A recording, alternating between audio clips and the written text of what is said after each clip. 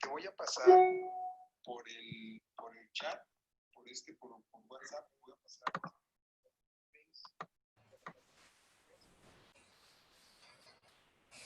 Ya, estamos al aire. Listos. ¿Quién nos va a avisar que estamos al aire? Tú ya estás al aire, me retiro. Ah, ok.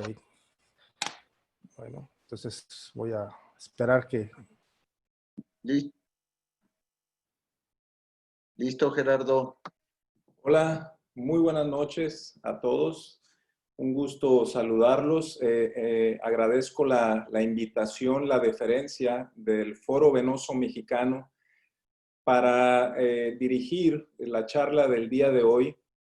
Un programa bastante importante que va dirigido principalmente a los médicos de atención primaria y a todo el servicio de enfermería, que finalmente pues tienen como base fundamental enfrentarse como primera línea hacia las patologías vasculares que hoy en día se han incrementado de manera exponencial en nuestra población. Y este forma parte de un gran esfuerzo del Foro Venoso Mexicano para brindar las herramientas diagnósticas y las herramientas terapéuticas, las cuales podemos llevar a cabo, finalmente las bases para llevar a cabo en cada uno de nuestros consultorios, en cada uno de nuestros centros de trabajo, en donde básicamente, bueno, pues vamos a poder contar con las herramientas para poder llevar a cabo un diagnóstico y un tratamiento primario, y en su caso poder referir a estos pacientes de forma prematura hacia el servicio de angiología, cirugía vascular. Es para mí un honor transmitir esta plática desde Tampico, Tamaulipas, desde donde me encuentro. Soy el doctor Gerardo Estrada, angiólogo, cirujano vascular. Y bueno, tengo el honor de presentar para esta charla, una charla bastante importante, porque finalmente lo que vamos a ver hoy es uno de los principales causas de consulta desde el punto de vista en medicina de atención primaria, y también una de las principales causas de consulta con el angiólogo. Tengo el gusto de presentar al doctor José Antonio Muñoa Prado, quien es actualmente el presidente de la Sociedad Mexicana de Angiología, Cirugía Vascular y Endovascular. Cuenta con una amplia experiencia en el tema que vamos a tratar el día de hoy. De hecho, recientemente pues cursó el curso de edema, del tratamiento del edema de extremidades inferiores en Colombia. Entonces, sin más preámbulo, me permito presentar al doctor José Antonio Muñoa Prado, presidente de la Sociedad Mexicana de Angiología, Cirugía Vascular y Endovascular, quien nos hablará sobre el abordaje diagnóstico del edema de las extremidades inferiores. Bienvenido, doctor Muñoa. Sean todos bienvenidos. Tenemos un gran número de participantes y sin duda alguna esta charla será de gran impacto y seguramente surgirán muchas preguntas, las cuales pueden llevar a cabo a través del chat de esta charla. Bienvenido, doctor José Antonio Muñoa.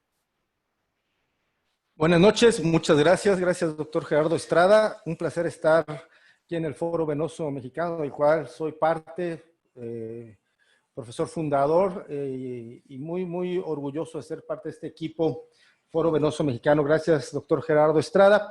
Y bueno, ya lo ha comentado el doctor Estrada, vamos a tocar un tema muy frecuente en nuestra consulta, quizás hoy en día más frecuente de lo habitual, y acerca de edema de los miembros inferiores. Esta situación clínica es por mucho una de las más importantes signos que podemos o vemos dentro de la consulta de cirugía vascular y medicina vascular. Quiero Agradecer la presentación del doctor Gerardo Estrada Guerrero, así como la invitación al comité del Foro Venoso Mexicano, a mis muy buenos amigos, el doctor Arturo Parra, Erasto Aldred y el doctor Valente Guerreros, y a todo el equipo del Foro Venoso Mexicano. Gracias por la invitación y acordarse de su servidor. También quiero agradecer las aportaciones que existieron en esta plática al doctor Gerardo Estrada Guerrero y al doctor Valente Guerrero. Bueno, pues hablemos entonces de edema de miembros inferiores.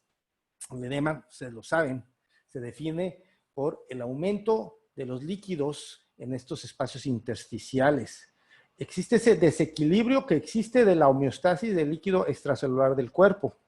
El edema se produce justamente ahí, en los líquidos extracelulares del cuerpo. Esta regulación homeostática se genera normalmente por reguladores renales, que es donde está ahí la principal herramienta del cuerpo para regular este exceso de líquido, es este espacio intersticial. Entonces, imaginemos por un momento que ustedes tienen un recipiente de agua, y ese recipiente de agua va a tener una solución. Esa solución va a ser, digámoslo de esta forma, el líquido intravascular. Cuando este líquido intravascular lo sumergimos dentro de un balde más grande, este balde va a estar también sumergido de líquido, va a estar lleno de líquido. Ese es el líquido intersticial.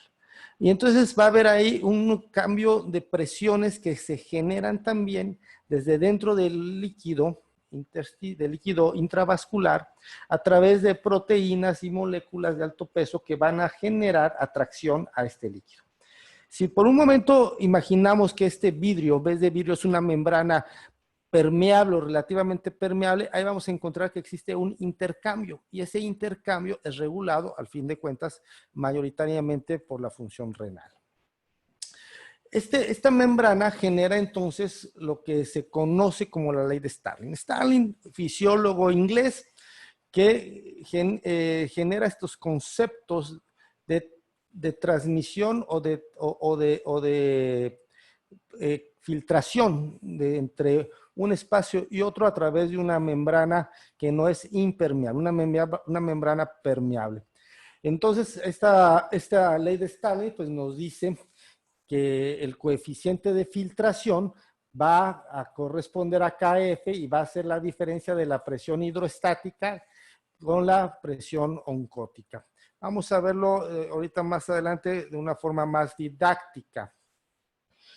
Entonces, encontramos dentro de estos volúmenes extracelulares, que entiéndase como intersticio y intraluminal, dos fracciones, el volumen plasmático y el volumen intersticial o linfa. Representan aproximadamente entre el 7.5 y 20% del volumen total de agua en adultos, y estas fracciones, como explicamos, están en equilibrio dinámico con otros volúmenes del cuerpo, inclusive con el líquido intracelular y el líquido del tejido conectivo. El sodio es un elemento fundamental en este intercambio, ¿sí? Ya que arrastra generalmente las moléculas del agua. Entonces, los intercambios entre el volumen de plasma y el volumen intersticial es donde vamos a encontrar la homeostasis. Es el estado perfecto o ideal. Hay que entender que esta pared capilar que tenemos en todo nuestro cuerpo, pues tiene una superficie entre 500 y 700 metros cuadrados, es amplísima la pared capilar, y en toda esta zona vamos a encontrar este intercambio, es totalmente dinámico. Imagínense esto constantemente mientras ustedes están respirando, están viendo cambios dinámicos en estas paredes capilares, habiendo un intercambio de presiones cuando ustedes comen, cuando están haciendo ejercicio y sudando, existe este intercambio totalmente dinámico, donde el director de orquesta es el riñón. Esta es una lectura recomendada que es de donde tomamos parte de esta presentación.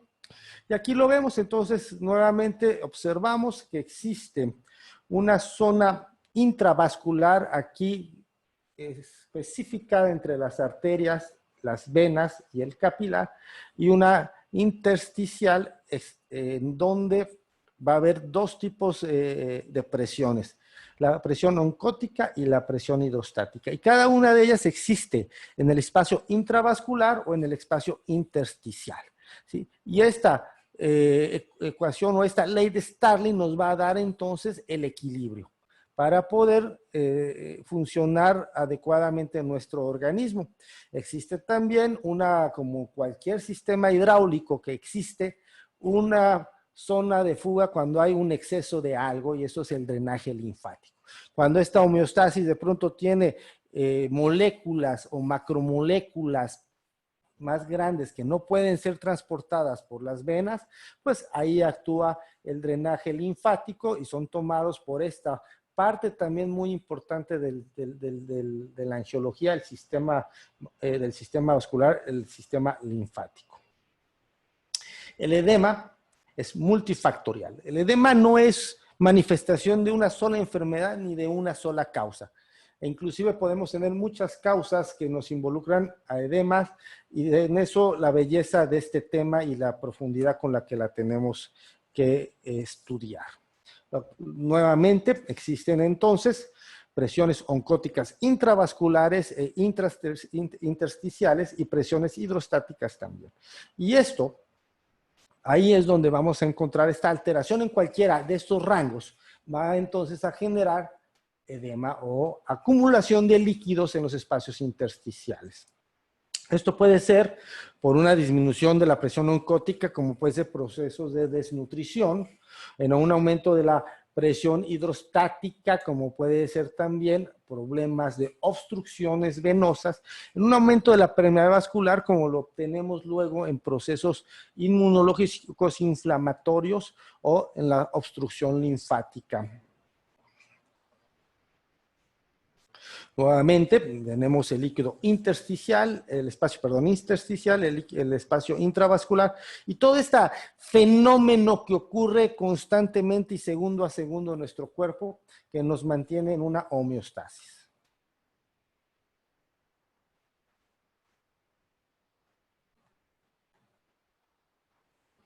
Las causas de edema, pues debemos de ubicarlas entre si son una enfermedad que está localizada en el área del edema, es decir, en este caso, frecuentemente en la extremidad inferior, o bien si está en una parte sistémica, si es una sola extremidad unilateral o si es bilateral, o si el mecanismo que lo está provocando es a través de alteraciones en la presión oncótica, hidrostática, linfática o de la permeabilidad de la membrana.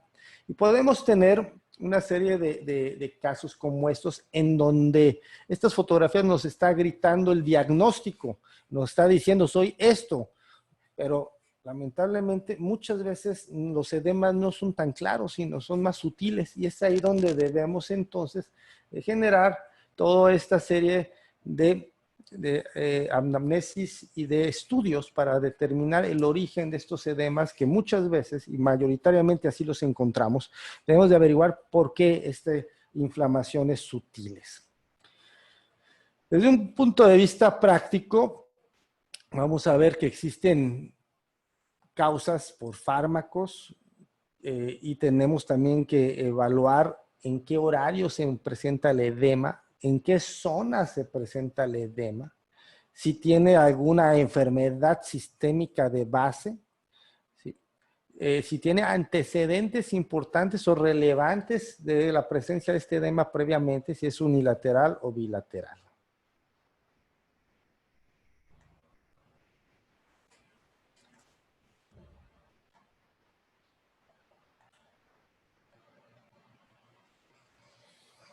Y bueno, entonces en una tabla como esta es solamente tratar de resumir de una forma simplista, pero de una manera, a grosso modo, tratar de entender cómo existen enfermedades asociadas al aumento de la presión hidrostática, como son aquellas enfermedades que ocluyen o son insuficientes, como la trombosis venosa profunda, las insuficiencias venosas crónicas, oclusiones externas como quiste popliteo de Baker, o también de pronto existen también insuficiencias cardíacas de alto gasto, ¿sí? patologías renales, algunos fármacos, hipertensión pulmonar y el mismo proceso, estado fisiológico del embarazo también puede causar estos aumentos de la presión hidrostática. Y su manifestación del edema si es unilateral o bilateral. Las enfermedades que traen una reducción de la presión oncótica, es decir, de las cantidades de moléculas de alto peso que arrastran, que jalan el agua dentro de estos espacios, como puede ser la desnutrición, obviamente la insuficiencia hepática, síndromes nefróticos por justamente excreción importante de proteínas, y aquellas enfermedades gastrointestinales que existe una pérdida importante de proteínas. En este caso, cuando existe una disminución de las presiones oncóticas, la inmensa mayoría de los edemas serán bilaterales. Luego están aquellas patologías con aumento de la permeabilidad capilar. Y estos generalmente son procesos inflamatorios agudos que tienen este trastorno en lo que vienen siendo los capilares, y encontramos a la celulitis, los traumatismos, los edemas idiopáticos o reacciones alérgicas y vasculitis sistémicas. Bien, entonces cuando existen las obstrucciones de este tercer sistema de drenaje, que es el sistema linfático, cuando existe una obstrucción de pues también existe un aumento de la presión hidrostática, pero es un aumento de la presión hidrostática de un sistema específico que es el linfático, y existe entonces el conocido llamado linfedema. No necesariamente es unilateral, puede ser unilateral o bilateral. También existen, como vamos a ver más adelante en la charla, edemas de difícil diagnóstico o no claros en su diagnóstico. Edemas de etiología neuropática o neurológica, o también de pronto algo que no es un edema desde la perspectiva de su definición, pero es una entidad que debe de considerarse como diferencial en su diagnóstico del edema, que es el lipedema. Y no es una acumulación de líquidos, sino es una alteración, un trastorno del tejido adiposo y de su distribución. Nuevamente, van a encontrar ustedes en mucha literatura una serie de herramientas o infografías como estas, donde nos permiten de una manera sencilla entender las diferentes características del edema, tanto el edema por aumento de la presión hidrostática, como puede ser los edemas sistémicos, y ya hablamos del lipedema. Entonces, cuando iniciamos nuestra anamnesis del paciente, pues debemos, como siempre en toda lo que es medicina, ser ordenado, y en este orden de ideas tenemos que iniciar con los antecedentes de nuestro paciente, tanto heredofamiliares como personales patológicos. Explorar si no existen enfermedades inmunológicas como antecedentes heredofamiliares o de trombofilia en el paciente, o puedes ver también de pronto linfedemas en antecedentes familiares, trastornos renales, hepáticos, pero ya en los antecedentes procesos patológicos es más claro si el paciente no está cursando con enfermedades sistémicas como insuficiencias cardíacas, insuficiencias renales, o bien enfermedades que pueden llevar a esos términos como hipertensión arterial, diabetes, cardiopatías, trastornos hepáticos, insuficiencias hepáticas, y sobre todo también muy importante no dejar nunca de preguntar qué fármacos está tomando.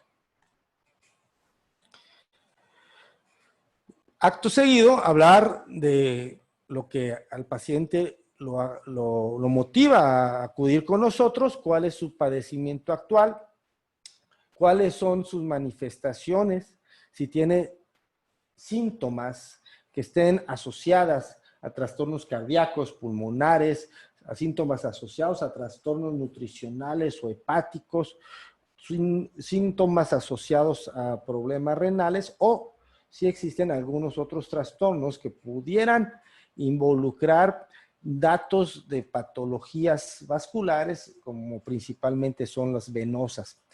También preguntar sobre otros datos indirectos que nos puedan hacer pensar en qué estado está, como excretas masivas tanto en uresis como vómitos o diarreas, que nos puedan hacer pensar o sospechar algún grado de enfermedades de tipo sistémico. ¿Cómo inició? Si fue de forma brusca, si ha sido gradual o si lleva años con él. Este es un dato muy importante porque también es un dato en el cual debemos inmediatamente sospechar si es un edema que puede traer complicaciones graves, inclusive que puede poner en riesgo la función o la vida del paciente. Cuando es brusco hay que ser muy cauteloso en tratar de hacer la mejor anamnesis posible para establecer esa causa.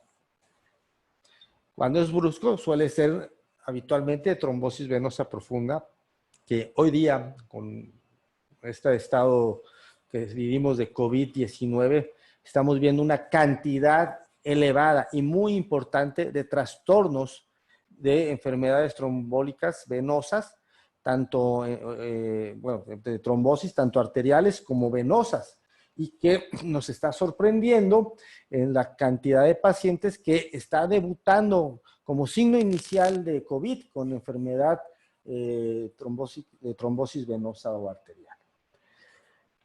Si es gradual, tendremos que tratar de descartar trastornos sistémicos o bien enfermedades crónicas venosas. Y bueno, cuando son crónicos, pues también evaluar las insuficiencias venosas crónicas, problemas en el sistema linfático, trastornos nutricionales o renales. El examen físico pues debe ser completo, como debiese ser siempre.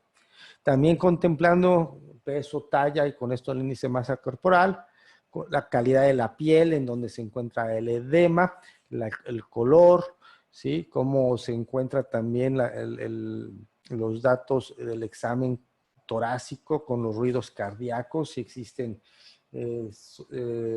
ruidos agregados o soplos agregados, los campos pulmonares, explorar el abdomen, porque luego estos edemas que viene el paciente por extremidad ya vienen asociados a trastornos de ascitis o de anasarca, que es el edema general del cuerpo, ¿sí?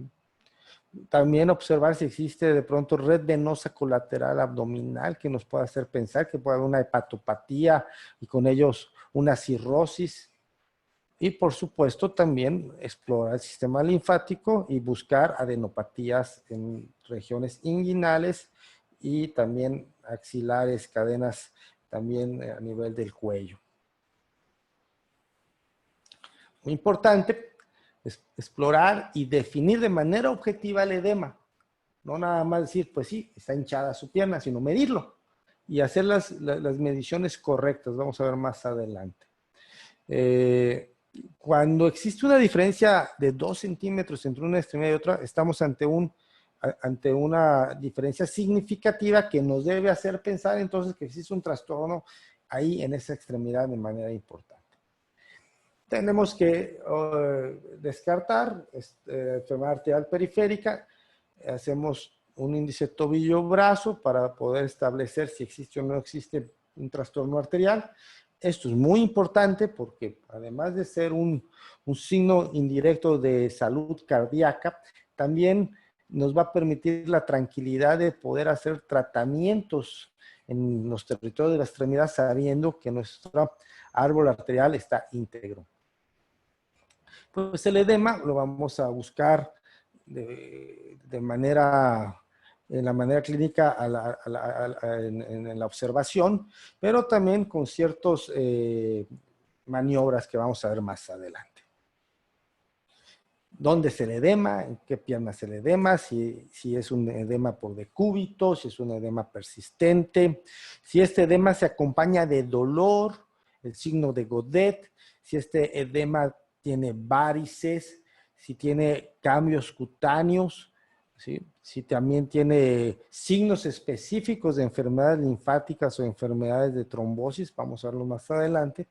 si hay aumento de la temperatura, del color, del grosor, si hay pérdida de vellosidades. Todos esos son datos que nos van a ayudar a llegar al diagnóstico correcto. La exploración física, pues, observarlo, pero hacerlo objetivo a través de la medición. Buscar zonas constantes para que cuando regrese el paciente, iniciemos el tratamiento, midamos en el mismo lugar.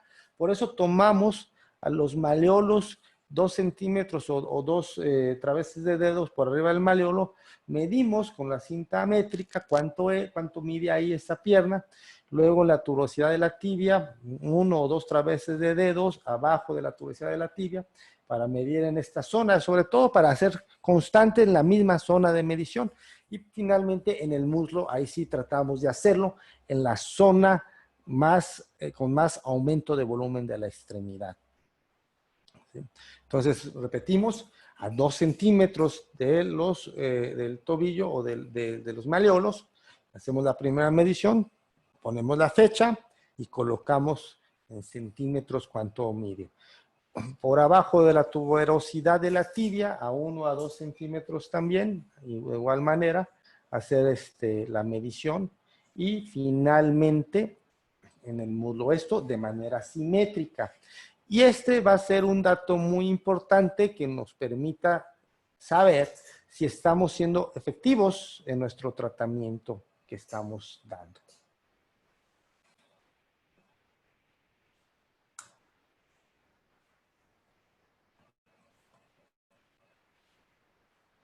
Un segundo, por favor.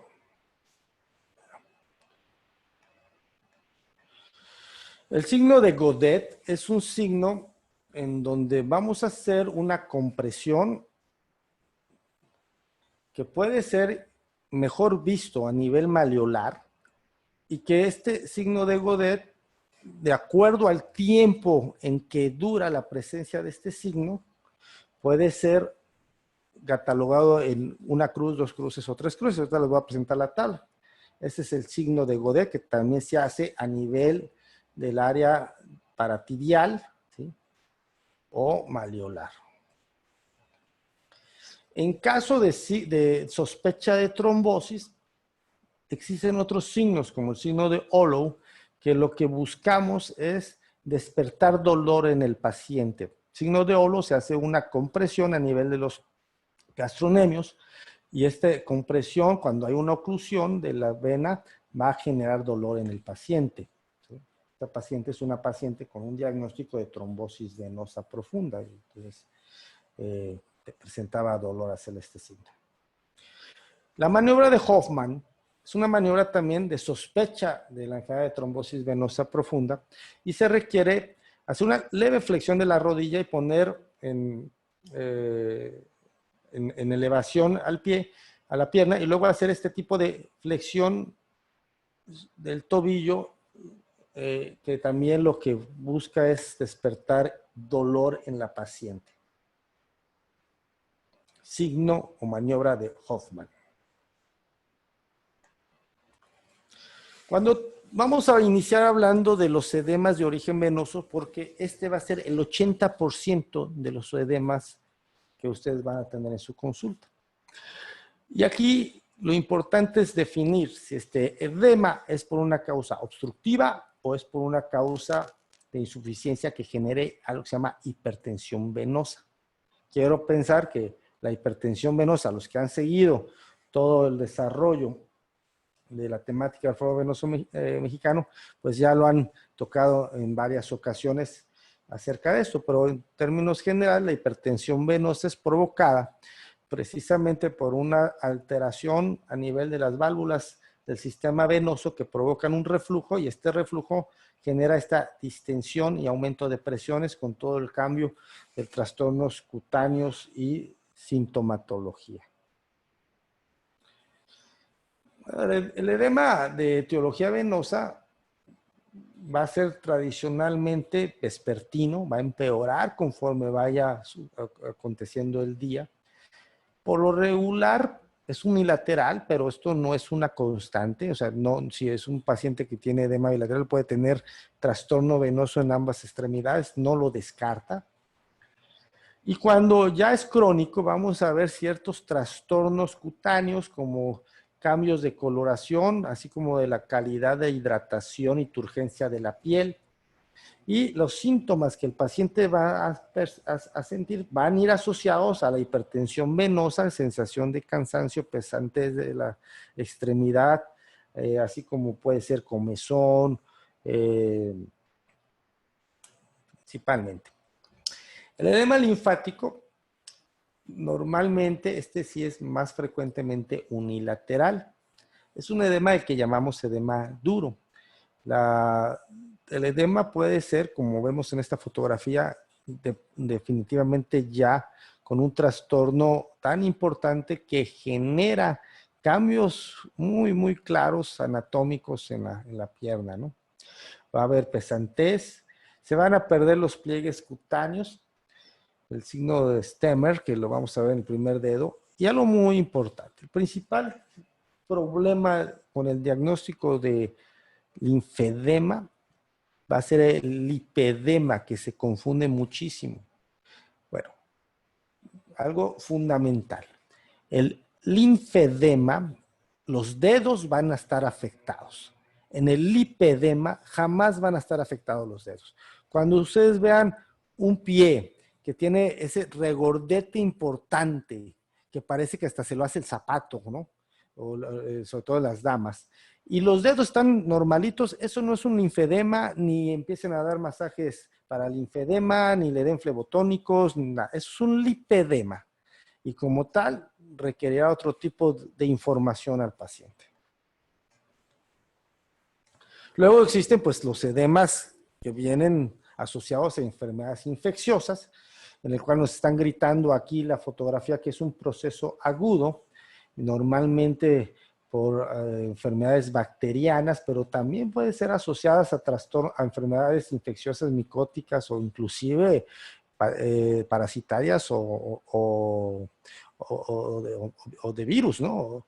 Víricas, y también puede haber muchas veces iatrogénicas, sobre todo cuando son atendidos por medicinas alternativas, colocando diferentes tipos de sustancias que no están luego bien estudiadas. Las infecciosas normalmente le llamamos erisipela y va a haber generalmente una zona en donde el microbio entró y afectó una zona donde se rompe la barrera cutánea.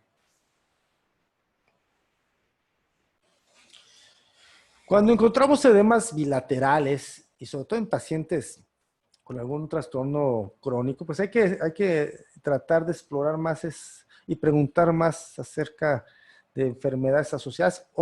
Muchas veces nosotros somos los que hacemos el diagnóstico, somos el primer signo de alarma para un paciente que tal vez tenga una hepatopatía, tal vez vaya a hacerle el edema de extremidades, o una insuficiencia renal, tal vez sea el edema de extremidades. Entonces, muchas veces no tiene el diagnóstico o el antecedente del paciente y somos nosotros los que tenemos que realizarlo.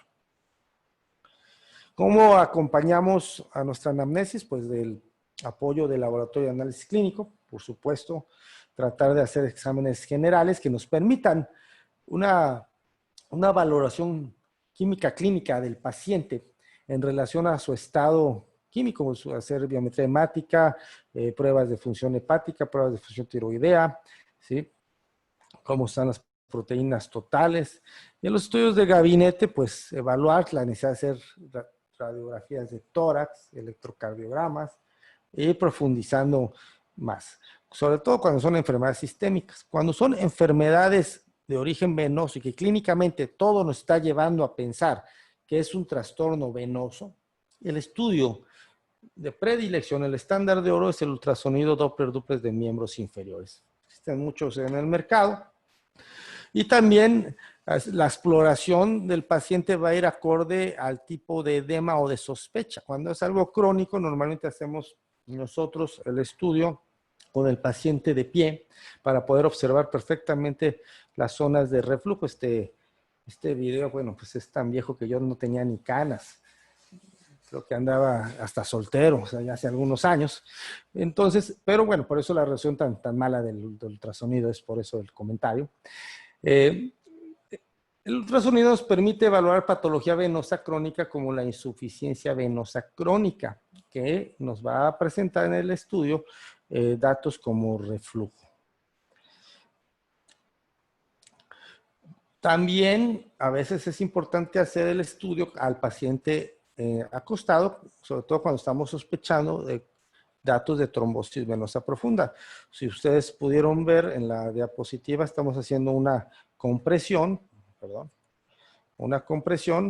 y vemos como la arteria permanece abierta y la vena femoral totalmente se comprime. Esto es un dato de que no existe alguna masa intravenosa que nos evite la compresión. Nuevamente, a veces lo hacemos de pie, en este caso en enfermedades venosas crónicas, ahí podemos ver la válvula, y la intención de esta imagen es que vean ustedes cómo esta válvula de pronto ya empieza a dar trastornos de insuficiencia discretos, pero con insuficiencia venosa. Y bueno, seguimos la exploración con el paciente en decúbito y de cómo de pronto la exploración de la vena poplitea, también podemos observar prácticamente cómo se comprime a la compresión, se comprime absolutamente la vena. Para evaluar las venas tibiales, optamos para poner al paciente en posición sentada y observar también cómo, con maniobras de compresión, cómo se comprimen estas venas. Existen otros estudios como la fotopletismografía venosa. Nosotros la estuvimos realizando en un estudio de investigación que justamente íbamos a presentar en el Foro Venoso en Puebla. Esperamos mejor oportunidad. Y aquí me van a disculpar que estemos tomando el traje de baño, pero lo estamos haciendo este estudio en nadadores para ver los cambios hemodinámicos antes y después del ejercicio. La fotopletismografía es un estudio que se ha dejado de realizar porque hemos encontrado en el ultrasonido venoso muchos datos más claros y como una herramienta más útil para sobre todo definir el tratamiento. Pero sin embargo la fotopletismografía es de muchísima ayuda, sobre todo en aquellos pacientes con algunos edemas que no tenemos manifestaciones contundentes. En el ultrasonido muchas veces aquí encontramos estos cambios volumétricos en la extremidad. Bien, bueno, hay que asociar de pronto los estudios de gabinete con los estudios de laboratorio, y es así como de pronto si tenemos un ultrasonido sospechoso de trombosis y le hacemos un dímero D en un paciente con edema agudo y el dímero D está elevado, pues entonces tenemos un paciente con trombosis venosa profunda y que es un paciente que requerirá un tratamiento de emergencia o urgencia para evitar una embolia pulmonar. Ojo, y reitero, hoy día por COVID-19 estamos viendo muchos pacientes con estos datos. Yo quiero que sean ustedes muy cuidadosos en aquellos pacientes que de pronto están entrando con trastornos o con edemas que sugieren trombosis venosa profunda. Sean cuidadosos, cuídense, utilicen todos los medios de protección que estén a su alcance. Si no los tienen, búsquenlos, es su salud. Así que por favor, tengan mucho cuidado con estos pacientes. No estoy diciendo que no los atiendan, al contrario, son pacientes que requieren de su servicio, de su ayuda, ¿sí? Pero ustedes tienen que no confiarse, si están viendo patología vascular, que no va a llegar un paciente con COVID. No, hoy día, por el nivel de pandemia que tenemos, todos podemos ser portadores de COVID. Es así que el diagnóstico va a ser a través de la integración de los datos que encontremos en nuestra historia clínica, nuestro examen físico, los laboratorios y gabinetes para encontrar la causa específica o sospechosa del edema. El manejo pues va a ir en relación a lo que estamos encontrando y puede ser desde el uso de medias de compresión o el envío o manejo de una insuficiencia cardíaca congestiva o bien la detección de una desnutrición y su corrección. Entonces, todo esto va a ir en relación a cuál es la patología que estamos manejando. Va a haber, bueno, en el manejo, y los invito este domingo a los que despierten temprano, vamos a estar charlando ahí en un foro mundial sobre justamente el manejo de compresión en tiempos de COVID-19. Está muy interesante. Luego les pido al Foro Venoso Mexicano que me ayude a compartir la liga. Y cómo las medias de compresión ha demostrado que tiene su utilidad de manera muy importante, sobre todo en los trastornos de enfermedades venosas y linfáticas. Y que por sí mismo la compresión da un beneficio. ¿Sí? Muchos estudios han querido equiparar la compresión con la profilaxis para trombosis. Me parece que una no excluye la otra, al contrario, la sinergia de las dos van a permitir que nuestro paciente está más seguro. Los cuidados de la piel a través de cremas, aceites, emolientes y bueno, aquellos pacientes que tengan de pronto cuadros muy importantes de celulitis o linfangitis pueden ser beneficiados con corticoides tópicos o inclusive sistémicos. Es muy importante la terapia de rehabilitación linfática con lo que es el manejo de drenajes linfáticos. Es hasta ahorita en enfermedad linfática la mejor alternativa, la mejor opción. De hecho, no hay otra opción, ¿sí? Más que los drenajes linfáticos a través de masajes. Los vendajes compresivos, también los nuevos sistemas de vendas de la quinosoterapia, ayuda. El tema aquí se requiere amplio conocimiento para la aplicación y correcto conocimiento y correcta aplicación de estas técnicas. Uno. Segundo, no es la solución de todo, es solamente una herramienta más que nos ayuda. Hablando de insuficiencia venosa crónica, importante los apoyos de los venoactivos. Yo también otra lectura recomendada es aquí la que presentamos, que es los lineamientos del 2018 para el manejo de enfermedades venosas crónicas de la extremidad inferior. Lectura hoy día obligada a aquellos que se dedican al tratamiento de las enfermedades venosas crónicas. Y bueno, muy interesante, es sumamente interesante todos estos estudios porque se define hasta cada uno de los síntomas y los signos que no se habían definido previamente en otros guidelines. Y de los fármacos se estudiaron sus signos y sus síntomas como dolor, pesadez, sensación de hinchazón, sensación de disconfort, fatiga, calambres, parestesia, sensación de calor, itching, comezón, calambres y así, cambios cutáneos. Y lo que a nosotros nos lleva es circunferencia del tobillo y volumen del pie. Y en estos fármacos que se estudiaron, se hicieron diferentes niveles de recomendación, ¿sí? A, B. Y aquí los fármacos que tuvieron una mejor respuesta al edema venoso, hago hincapié, venoso, fueron el Ruscus aquelatus, metilchacona y también la castaña de India. Son estos dos que tuvieron mejor respuesta al edema, logrando un nivel de evidencia, un nivel de recomendación, disculpen, A.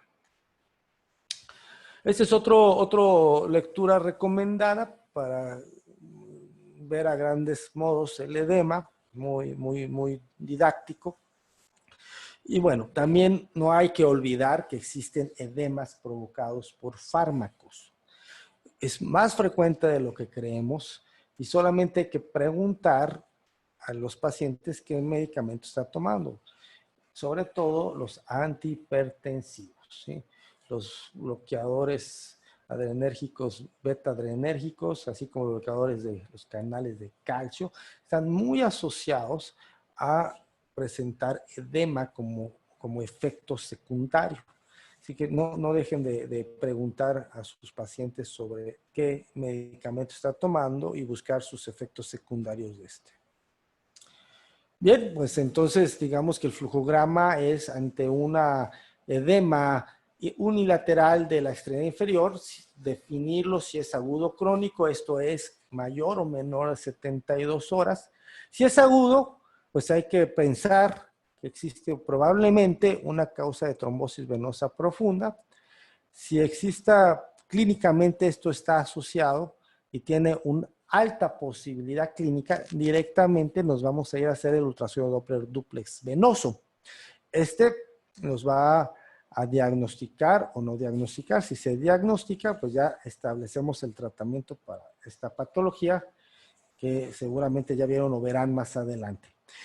Si no es un dato de trombosis venosa profunda por ultrasonido, entonces tenemos que hacer más estudios si clínicamente tenemos datos de trombosis venosa profunda, como puede ser resonancia magnética o venografía por resonancia magnética, o bien flebografías. Si eso es negativo, pues considerar otras etiologías. Ahora bien, si es agudo y hay baja probabilidad de trombosis venosa profunda, nos podemos auxiliar del dímero D. Si el dímero D sale normal, pues hay que considerar otras etiologías como la celulitis u otras causas. Si esta es elevada, nuevamente regresamos al ultrasonido. Cuando el edema unilateral es crónico, mayor de 72 horas, que yo aquí tendría cuidado. Esta es una bibliografía anglosajona. Ahorita justo hace una hora estamos viendo una paciente que tiene 7 días con trombosis venosa profunda de lado con un edema unilateral.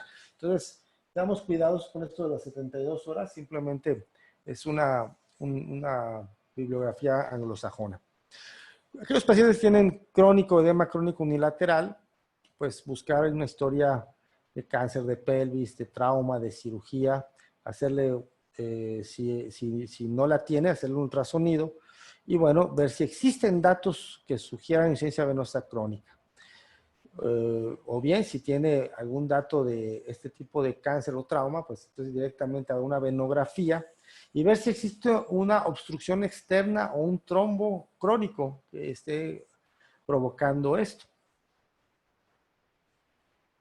Cuando es bilateral, pues es fundamental la historia clínica, es muy importante, ¿no? Entonces, si hay un dato de enfermedad sistémica, pues hay que hacer la evaluación buscando patología hepática, cardíaca o renal o nutricional, ¿sí? También recordar o considerar que existen trastornos que van con apnea del sueño u obesidad, ¿sí? Existen esos edemas también que son básicamente provocados por sobrepeso y obesidad, ¿sí? Y que es, sin ser una insuficiencia venosa como tal, sí existen datos que empiezan a generar hipertensión venosa por un problema de estancamiento de las bombas, de la sangre en estas venas por el poco uso o el trastorno de la bomba muscular de la pantorrilla.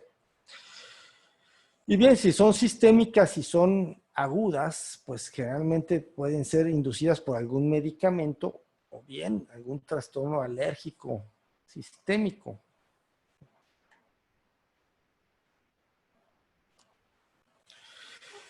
Las causas poco comunes de edema que debemos de considerar cuando son edemas unilaterales, pues el lipedema primario, congénito, ya hablamos como diferencial del lipedema del linfedema.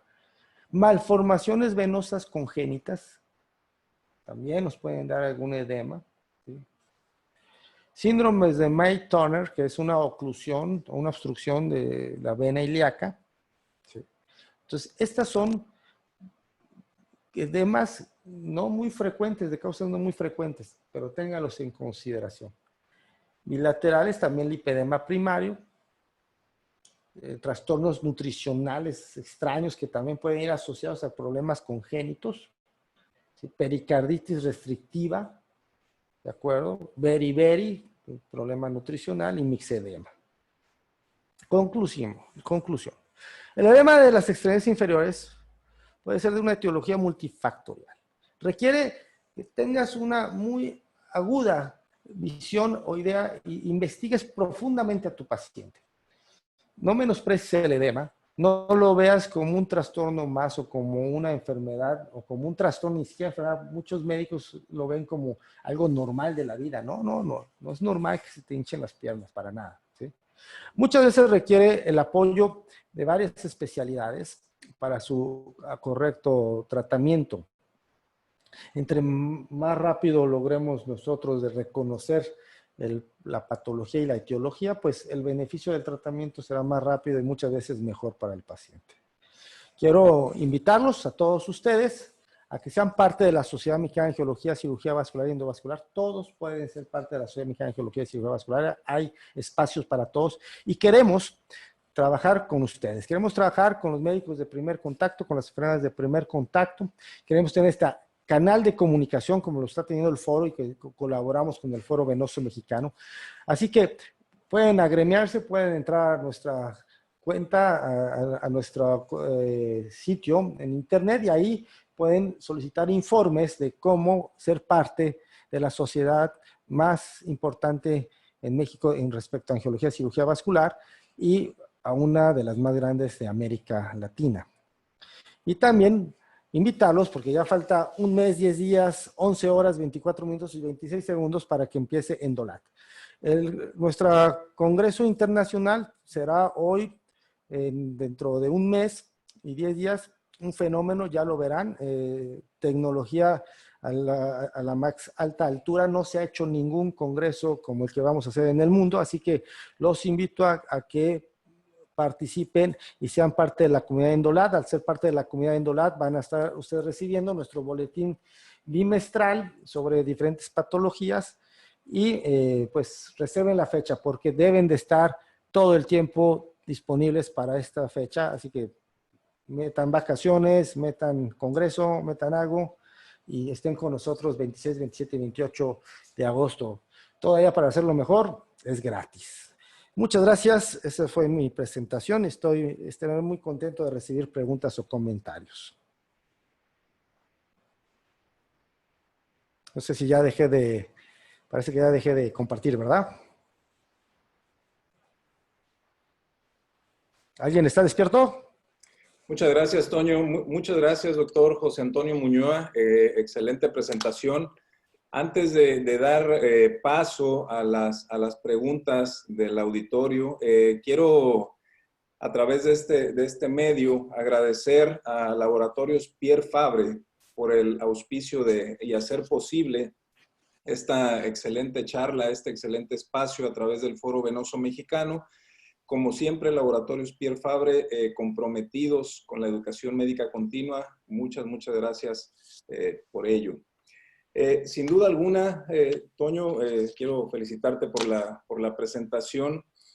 Creo y me quedo con el algoritmo diagnóstico que presentaste ahorita en una de las diapositivas, porque creo que de esa diapositiva parte mucho a lo que realmente nosotros podemos enfrentar día a día en cada uno de nuestros consultorios. Sabemos y platicábamos al inicio de esta charla que el edema de las extremidades inferiores constituye uno de los principales motivos de consulta tanto al médico de atención primaria como al especialista en angiología. Y cabe mencionar que es por ello que debemos tener muy claros y tratar de transmitir los conceptos que nos van a ayudar a llevar a nuestro paciente hacia un diagnóstico de certeza. Y creo que ahí parte la importancia del algoritmo que presentaste, en donde, bueno, pues nos hablabas de que el edema puede ser desde un punto de vista, la etiología, sabemos, es multifactorial, y es ahí en donde radica la importancia de una adecuada anamnesis, de una adecuada evaluación de la historia clínica de mi paciente, así también el horario de presentación del edema o la inflamación de las extremidades inferiores. Y creo que también vale mucho la pena recalcar que debemos ser muy enfáticos en que si el edema en nuestro paciente se está presentando de forma unilateral o bilateral, ¿sí? Como presentaste en la diapositiva, que también me pareció muy interesante, en donde haces un resumen del edema visto desde un punto de vista práctico. Y ahí nos mencionas la gran importancia de determinar si mi paciente está presentando un edema de una sola pierna o edema de las dos piernas, porque esto sin duda alguna pues nos va a llevar o a orientar hacia esta inflamación, esa causa de un padecimiento meramente obstructivo, ¿sí? Meramente vascular, llámese una trombosis venosa de extremidades inferiores, una trombosis a nivel de vena ilíaca, insuficiencia venosa, insuficiencia valvular de una pierna, o bien si es bilateral, ¿sí? Encaminarnos o orientarnos hacia que esta inflamación se debe más que todo a un problema o a una patología de origen sistémico.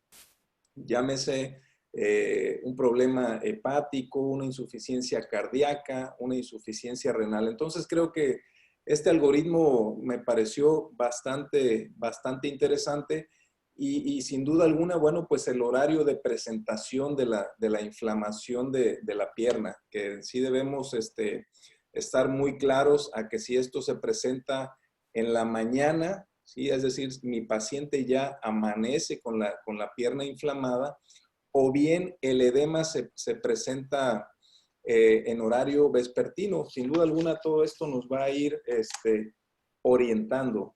Así que te felicito. Creo que este algoritmo es bien importante en este sentido.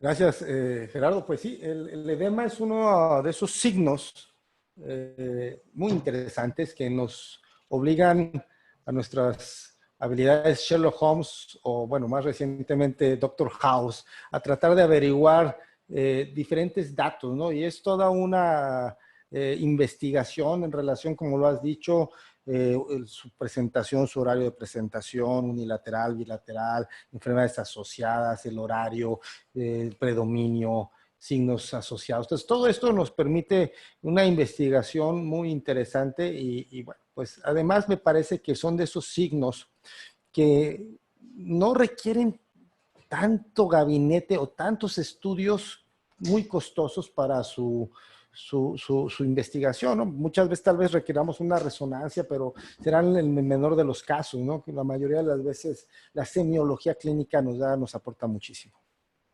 Sí, definitivamente. Y creo que esto es bien importante. Existen muchas preguntas de nuestros asistentes. Tenemos cerca de 370 asistentes. Y bueno, tengo aquí una serie de preguntas que nos han hecho a través del chat. Una vez que hacemos el diagnóstico, ya platicamos sobre el algoritmo diagnóstico, que es bien importante. Ya identificamos que mi paciente no tiene una enfermedad sistémica, ya identificamos que mi paciente tiene un edema unilateral. Y una de las preguntas es, ¿qué tan viable o qué tan efectivo es el uso de diuréticos como primera línea en el manejo de estos pacientes? No, yo no puedo hablar del uso diría yo, de ningún fármaco de primera línea sin antes entender la causa etiológica. Si la causa etiológica va a ir hacia un trastorno renal, una insuficiencia renal o hacia un trastorno cardíaco, el uso de los diuréticos tiene su acción. Si el problema es de origen venoso, dejemos a los diuréticos en su cajón y no los utilicemos. No le va a causar una solución en esto y podemos poner al paciente en ciertos aprietos. Entonces, el diurético no está dentro de ninguna escala de terapéutica en insuficiencia venosa crónica. Pero si el paciente trae otras asociaciones de enfermedades, pues ojo, no estoy diciendo que no se lo den. Entonces yo no puedo asociar al edema como fármaco de primera nivel, segundo o tercero nivel de indicación, sino la causa del edema. El edema es un signo, no es un diagnóstico. Sí, definitivamente. Yo creo que también estoy de acuerdo contigo. Creo que el uso de diuréticos como primera línea definitivamente está fuera de lugar cuando llevamos a cabo el diagnóstico y este es de origen vascular. Seguramente en otras patologías, sobre todo cuando el edema es de origen sistémico, bueno, pues entonces ya se determinará, sobre todo en casos de insuficiencia cardíaca, etcétera, su uso, pero sí vale, es bien importante llevar a cabo el diagnóstico. La doctora María Edith Espinosa nos pregunta, en insuficiencia venosa superficial, ¿recomiendas el uso de sales de potasio para disminuir específicamente los calambres?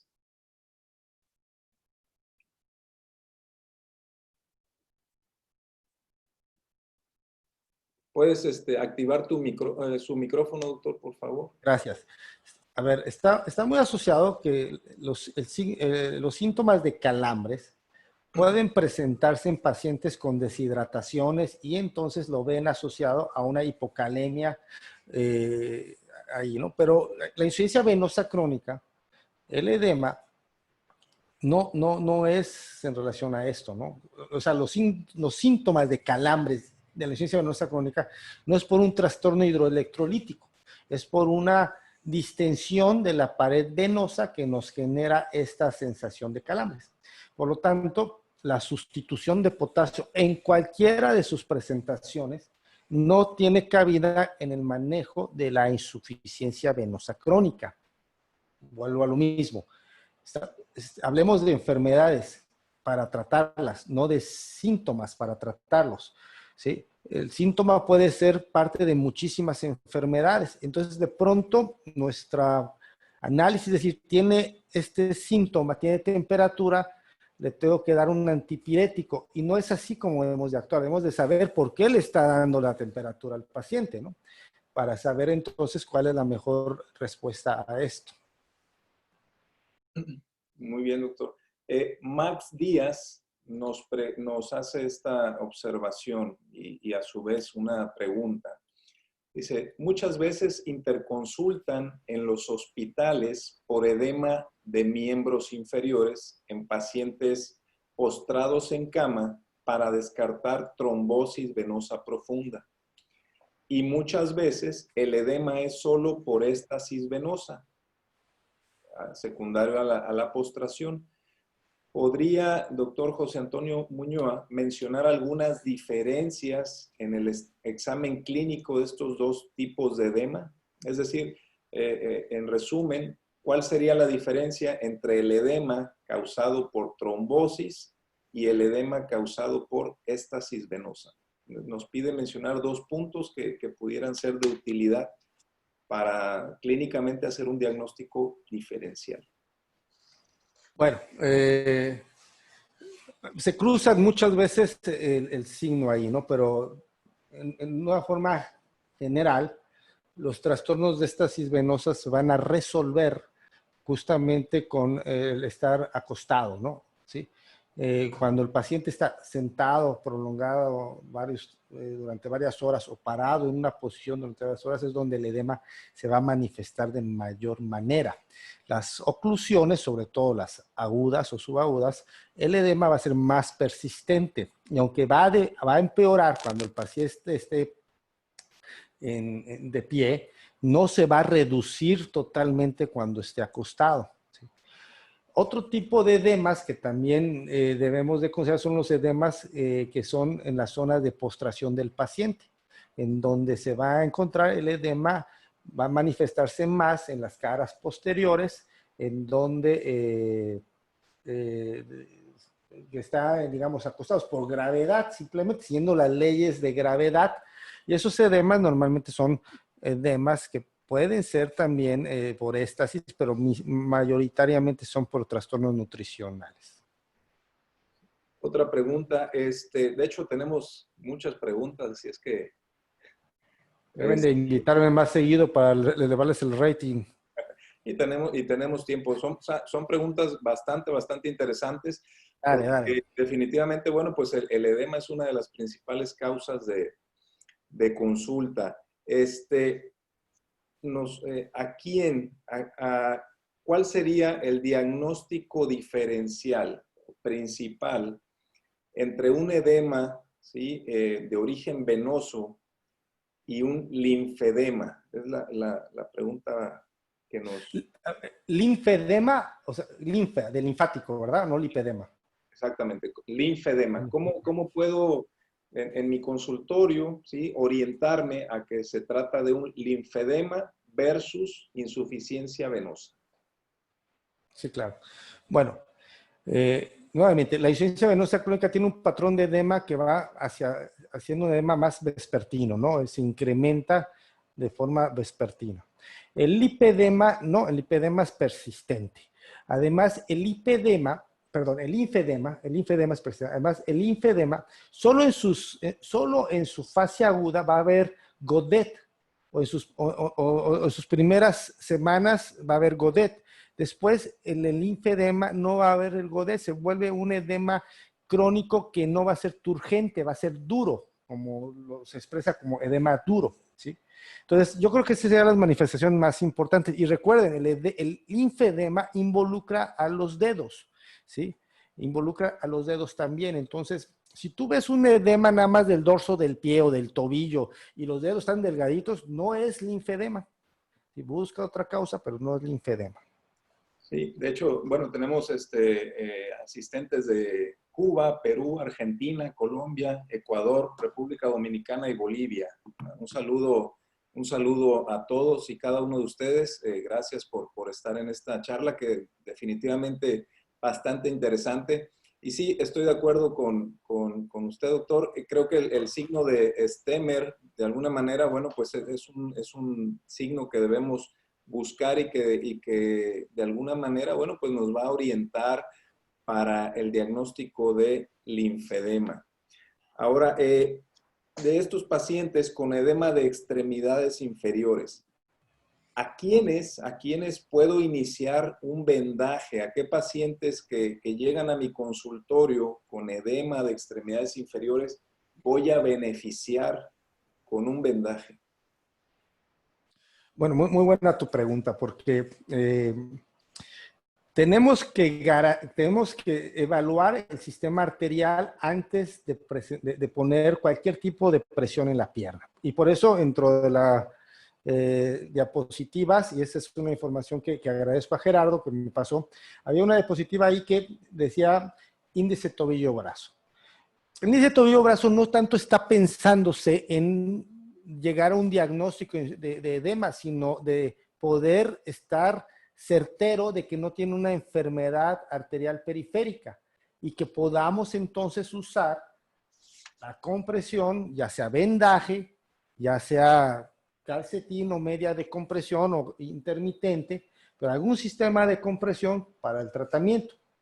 ¿En qué pacientes? Bueno, primero, en aquellos pacientes que no tienen enfermedad arterial periférica, que no tienen una insuficiencia arterial crónica, o más claro, aquellos pacientes que tienen un índice tobillo-brazo por arriba de 0.8, se puede hacer. Podemos entrar en polémica y algunos me dirán que desde 0.6, bueno, pero en términos general yo les sugeriría que si tienen de 0.8 para arriba, pueden ustedes usar compresión, y si no, mejor soliciten el apoyo o la opinión de un cirujano vascular. Dentro de la patología a donde nos va a apoyar, pues va a ser en la patología de obstrucción venosa o insuficiencia venosa, entiéndase trombosis o entiéndase insuficiencia venosa crónica. Va a ser de suma ayuda, es más, digamos, la única estrategia terapéutica real en linfedema. En el linfedema, el drenaje linfático y el vendaje o la media, pero preferentemente en el linfedema, si es el vendaje, va a ser parte del tratamiento y digamos que es el pilar del tratamiento. Diferente en el lipedema. El lipedema es de esos trastornos en donde todavía no nos queda claro cuál es la mejor terapéutica. Lipedema no es edema, quiero aclarar. Es otro trastorno, es diferente, es un trastorno que se asocia o que se está asociando en sus teorías a trastornos inmunológicos. Todavía no queda bien clara la etiología, todavía no queda bien clara la terapéutica, todavía no queda bien claro el pronóstico ni tampoco la génesis de esta enfermedad.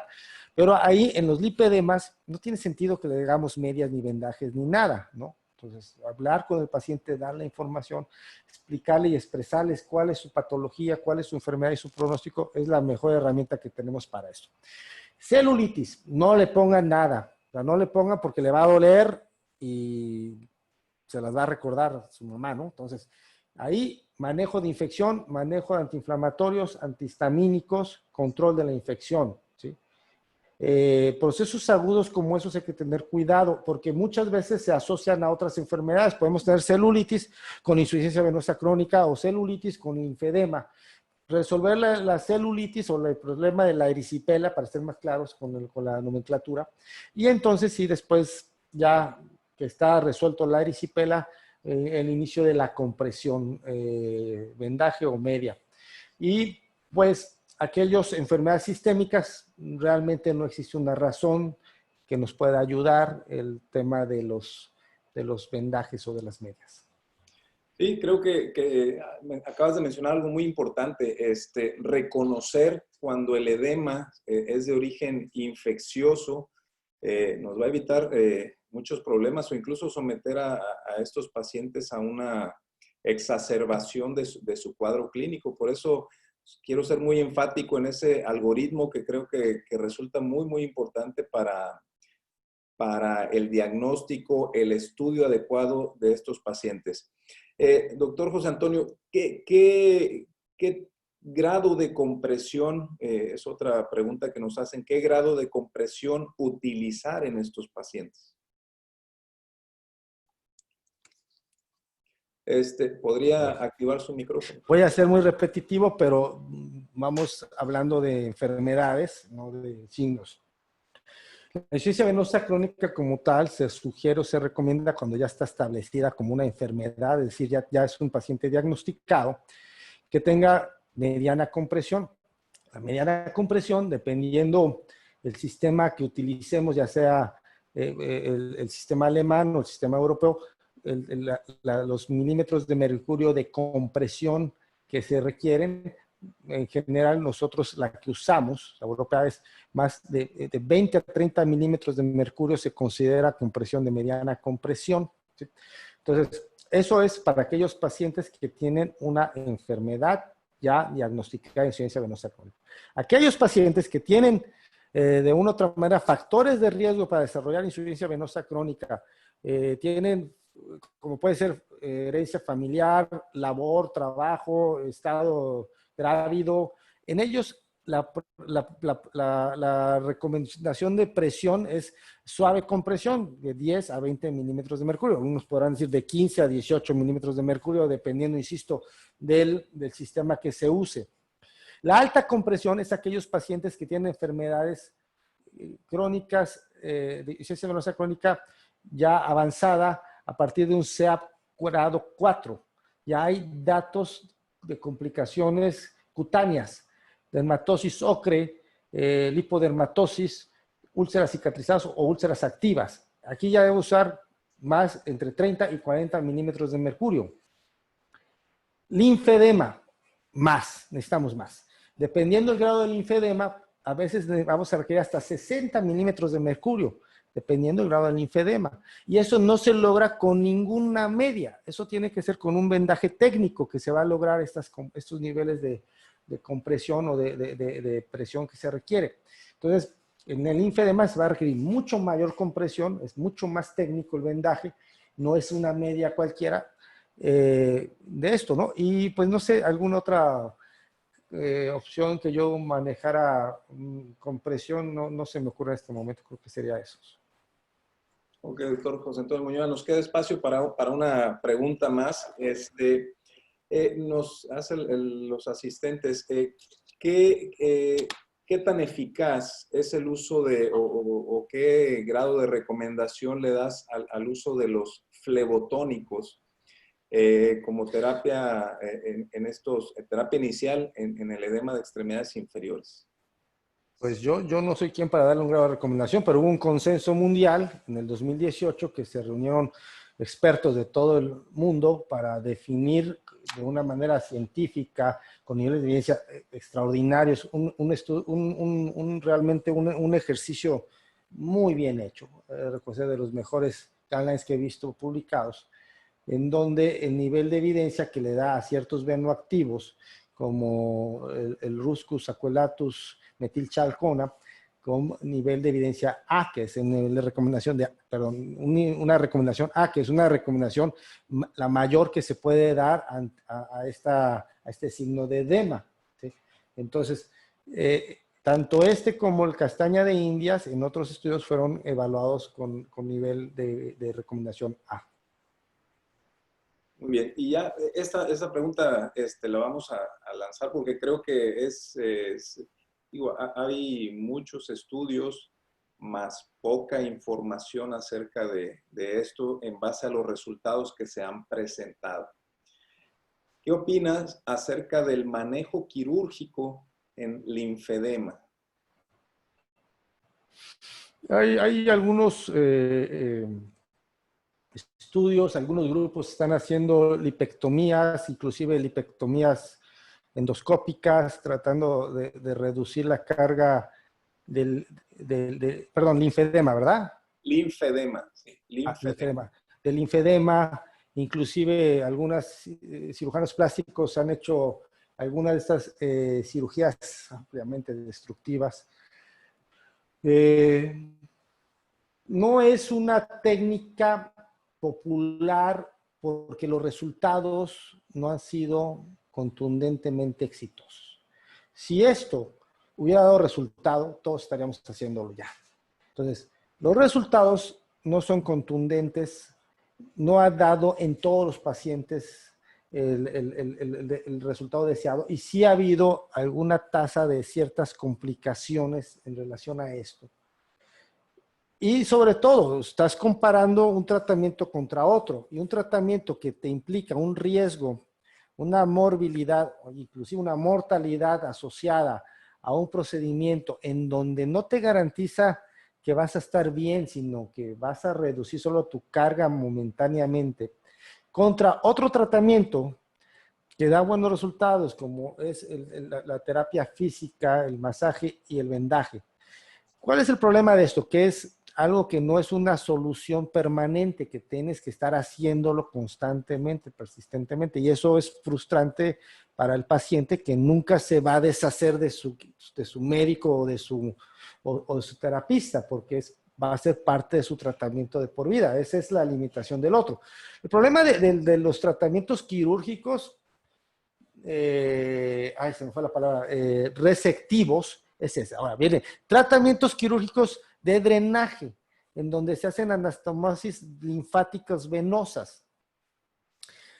Me parece que el gran fracaso de la popularidad de este tratamiento es el alto índice técnico que se requiere para hacerlo, ¿sí?